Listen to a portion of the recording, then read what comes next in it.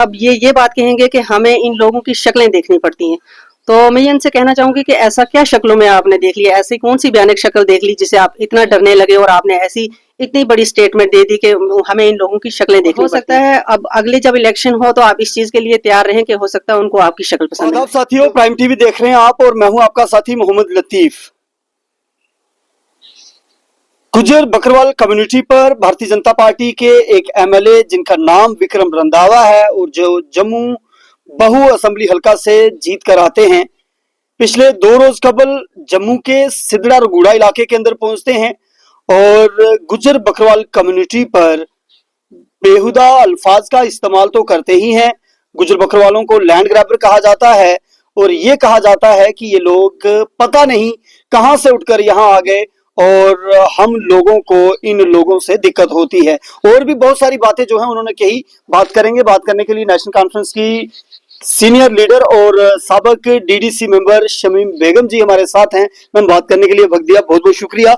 विक्रम रंधावा साहब ने गुज्जर कम्युनिटी पर टिप्पणी की है और गुज्जरों को लैंड ग्रैबर कहा है और पता नहीं क्या क्या कुछ जो है उन्होंने कहा है एक प्रोटेस्ट में। कैसे देखती हैं आप और क्या कहना चाहेंगी आप?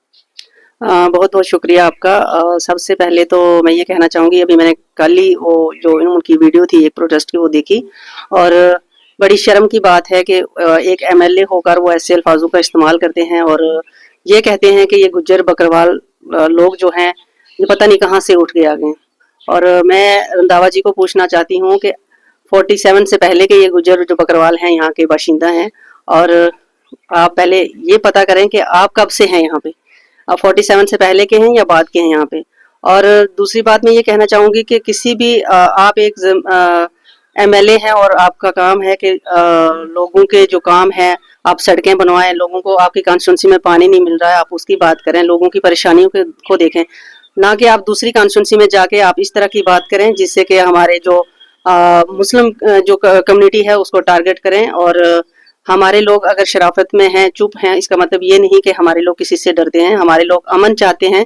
और मैं यही कहूँगी कि जो हमारा भाईचारा सदियों से बना हुआ है हिंदू मुस्लिम को, और मैं उनसे यही मैसेज एक उनको देना चाहूँगी कि उसको आप बरकरार रखें, उसको खराब ना करें। हिंदू मुसलमान का जो भाईचारा है उसे जिस मजबूती से वो आज से पहले हमारे बुजुर्गों के टाइम से है उसको वैसे रहने दें और ना कि आप ऐसी स्टेटमेंट दें जिससे लोगों में जो है वो शांति खत्म हो जाए और लोग एक दूसरे से लड़ने पे तैयार हो जाएं। क्योंकि आप एक ओहदे पे बैठे हैं, आप एक एमएलए हैं, आप जहाँ से आप जीत के आए हैं वहां से आपने मुस्लिम लोगों के भी वोट लिए, हिंदू लोगों के वोट भी लिए हैं और उस टाइम आपको ये नहीं दिखा कि यहाँ पे ये मुस्लिम कम्युनिटी के लोग हैं इनके वोट मुझे नहीं चाहिए। उस टाइम तो इन्होंने वहां से मुस्लिम कम्युनिटी के वोट भी लिए हैं और अगर आज ये बात करते हैं बड़ी शर्म की बात है। और मैं यही कहना चाहूंगी कि ऐसे जो इंसान जो ऐसे अल्फाजों का इस्तेमाल करते हैं जो किसी कम्युनिटी को ठेस पहुंचाते हैं उस पर कार्रवाई होनी चाहिए और कड़ी से कड़ी कार्रवाई होनी चाहिए। और जो मैं जिस पार्टी से बिलोंग करते हैं बीजेपी पार्टी, मैं उनसे भी कहूंगी कि अगर आपके पार्टी के एमएलए ऐसी बात करते हैं तो आपको उनको पार्टी से निकाल देना चाहिए।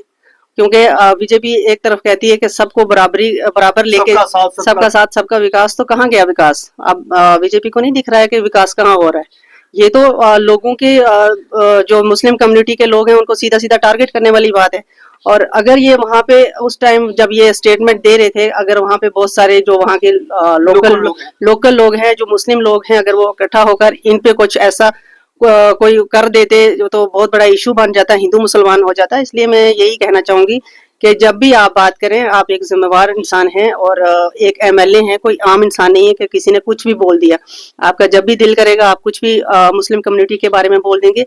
और मैं यही कहूंगी कि हमें मुस्लिम हो या हिंदू हो, हर इंसान की रिस्पेक्ट करनी है। आप तो ऐसे एक ओहदे पे बैठे हैं कि जहाँ पे आपको लोगों को ये बात समझानी चाहिए कि हमें किन यूनिटी से रहना है, इत्तेफाक से रहना है और हमें क्या बात करनी चाहिए। जिस ओहदे पे ये बैठे हैं वहाँ पे इनको पहले बात तोलनी चाहिए फिर करनी चाहिए, उसके बाद गलत अल्फाजों का इस्तेमाल नहीं करना चाहिए। मैम, उन्होंने ये तक कहा कि जम्मू की जो सरकारी जमीन है उस पे 95% मुसलमान जो कम्युनिटी है, बिलखुसूस गुज्जर बकरवाल कम्युनिटी है, उसका कब्जा है। कैसे देखती हैं आप उनकी स्टेटमेंट? हाँ, देखिए मैं उनको यही बोलना चाहूंगी कि रंधावा जी क्या सिर्फ गुज्जर और बकरवाल ही फॉरेस्ट की लैंड पे या स्टेट लैंड पे बैठे हैं?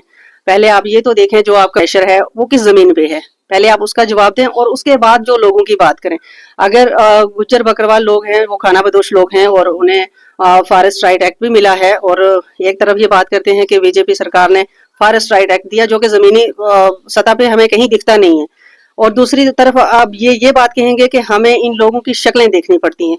तो मैं ये इनसे कहना चाहूंगी कि ऐसा क्या शक्लों में आपने देख लिया, ऐसी कौन सी भयानक शक्ल देख ली जिसे आप इतना डरने लगे और आपने ऐसी इतनी बड़ी स्टेटमेंट दे दी कि हमें इन लोगों की शक्लें देखनी पड़ती हैं। और हो सकता है अब अगले जब इलेक्शन हो तो आप इस चीज के लिए तैयार रहें कि हो सकता है उनको आपकी शक्ल पसंद ना आए। बहुत बहुत शुक्रिया। साथियों, मैडम डीडीसी शमीम बेगम जी भी हमारे साथ है। इनसे भी हमने जानने की कोशिश की कि ये जो एमएलए विक्रम रंधावा साहब ने पिछले दिनों गुज्जर बकरवाल कम्युनिटी को लेकर एक स्टेटमेंट दिया है, और क्या कुछ कहना इनका था वो भी हमने आप तक पहुंचाने की कोशिश की। देखते रहे प्राइम टीवी। बहुत बहुत शुक्रिया।